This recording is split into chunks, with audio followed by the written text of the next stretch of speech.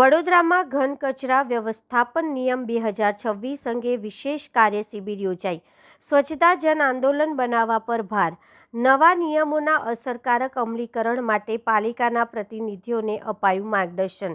વડોદરા શહેરમાં ઘન કચરા વ્યવસ્થાપન નિયમો 2026ના અસરકારક અમલીકરણ અને સ્વચ્છતા વ્યવસ્થાને વધુ મજબૂત બનાવવા માટે વડોદરા મહાનગરપાલિકા દ્વારા વિશેષ કાર્ય શિબિરનું આયોજન કરવામાં આવ્યું હતું। ગોત્રી સેવાસી રોડ સ્થિત federation of Gujarat industries FGI auditorium ખાતે યોજાયેલી આ શિબિરમાં નવા નિયમો, વિવિધ વિભાગોની જવાબદારીઓ અને અમલીકરણની પ્રક્રિયા અંગે વિસ્તૃત માર્ગદર્શન આપવામાં આવ્યું હતું। નામદાર સુપ્રીમ કોર્ટના માર્ગદર્શન તેમજ કેન્દ્ર અને રાજ્ય સરકાર દ્વારા કરવામાં આવેલા નવા સુધારાઓને ધ્યાનમાં રાખીને આયોજિત આ કાર્ય શિબિરમાં મહાનગરપાલિકાના ચૂંટાયેલા પ્રતિનિધિઓ, પદાધિકારીઓ, કાઉન્સિલરો અને અધિકારીઓએ ભાગ લીધો હતો। કાર્યક્રમ દરમિયાન શહેરમાં ઘન કચરાના વૈજ્ઞાનિક અને અસરકારક નિકાલ માટે અપનાવવાની નવી પદ્ધતિઓ અંગે પણ ચર્ચા કરવામાં આવી હતી।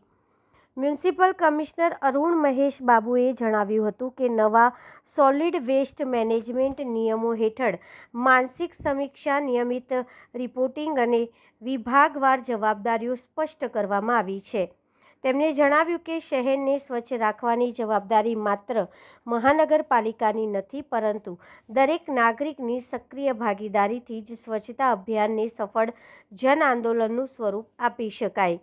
કાર્યક્રમમાં mayor Gitaben Makwana, deputy mayor Aditya Patel, સ્થાયી સમિતિના અધ્યક્ષ વર્ષાબેન વ્યાસ, શાસક પક્ષના નેતા શ્વેતાબેન માછી, દંડક વિજય ચૌહાણ સહિતના મહાનુભાવો ઉપસ્થિત રહ્યા હતા। શહેરના દરેક વોર્ડ અને ગલી સુધી સ્વચ્છતાની કાયમી અને સુદૃઢ વ્યવસ્થા ઊભી કરવા માટે બ્લુપ્રિન્ટ અંગે પણ શિબિરમાં વિસ્તૃત ચર્ચા કરવામાં આવી હતી।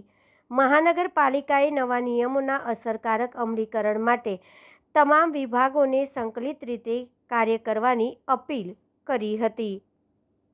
વડોદરા શહેરમાં સ્વચ્છતા બાબતનો જે આવનારા દિવસોમાં જે સોલિડ વેસ્ટ મેનેજમેન્ટ રૂલ્સના જે ગાઈડલાઇન્સ આવ્યા છે અને સુપ્રીમ કોર્ટ ઓફ ઇન્ડિયાના ડિરેક્શન્સના આધારે ભારત સરકાર અને ગુજરાત રાજ્ય સરકાર તરફથી જે ચેન્જીસ આવી રહ્યા છે એ બાબતમાં આજે વડોદરા મહાનગરપાલિકાના તમામ ચૂંટાયેલા પ્રતિનિધિના અધિકારીઓને માહિતગાર કરવા માટે આજના એક સેમિનાર રાખવામાં આવી છે, જેથી કરીને સોલિડ વેસ્ટ મેનેજમેન્ટ રૂલ્સમાં આવનારા દિવસોમાં શું શું થવાનું છે, કેવી રીતે આગળ લઈ જવાના છે, અધિકારીઓનું શું રોલ રહેશે, અધિકારીનું શું રોલ રહેશે અને મંથલી અમે સ્વચ્છતા બાબતનું જે રિવ્યૂ અને રિપોર્ટિંગ્સ બધું જે કરવાની છે બાબતનો માહિતગાર કરવાના છે।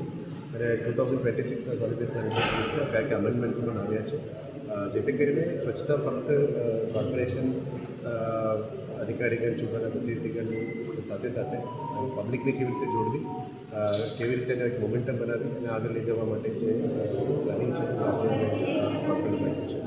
આશા રાખીએ કે આના પછી વડોદરા શહેરમાં જે સ્વચ્છતામાં પણ ઘણું બધું ઇમ્પ્રુવમેન્ટ લાવવા માટે અમે મદદ કરી રહી છે, એમાં ઘણું બધું ઇમ્પ્રુવમેન્ટ આવશે અને આશા રાખીએ કે આ કરવાથી વડોદરા શહેરમાં સ્વચ્છતા એક મોમેન્ટમ બને, આપણે નોટ ઓનલી રેન્કિંગ્સ માટે એક કાયમી સિસ્ટમ તરીકે પણ સ્વચ્છતામાં સિટીમાં લાવી શકીએ, વોર્ડ વાઇઝ, ગલી વાઇઝ બધું લાવી શકીએ, એ બાબતની આજે ચર્ચા કરવામાં આવશે અને રાજ્ય સરકાર અને ભારત સરકારની અમેન્ડમેન્ટ્સ જે પણ આવી છે એને પણ આજે માહિતગાર કરવા માટે ઓકે।